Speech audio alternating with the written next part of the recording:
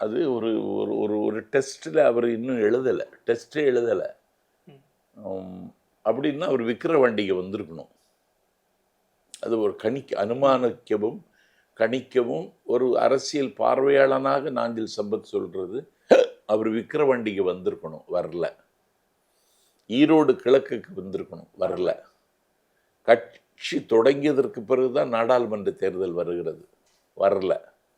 அதுக்கு அதுக்கு என்ன காரணம் சொல்றாருன்னு நம்ம தெரிய வேண்டிய அவசியம் இல்லை.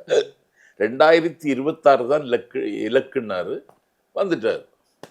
பிரமாதமான கூட்டம், ஒரு ஃபயர் பிராண்ட் மாதிரி பேசுறார், சினிமா மொழியில பேசுறார். நாஞ்சில் சம்பத் நல்ல தமிழ நாவாடுவதற்கும் தம்பி விஜய் சினிமா மொழியில பேசுவதற்கும் ஒரு வித்தியாசம் இருக்கு. அந்த இளைஞர்களை இவர் ஈர்க்கிறார். ஒரு பெரிய தாக்கத்தை இன்னைக்கு தமிழ்நாட்டில் ஏற்படுத்தி இருக்கு. இதை எதிர்கொள்வது பெரிய சவாலாகத்தான் இருக்கும் திமுகவுக்கு. ஆனால் எதிர்கொள்ளக்கூடிய இடத்துல தான் திமுக இருக்குது. இதில் கவலைப்படுவதற்கு ஒன்றும் இல்லை.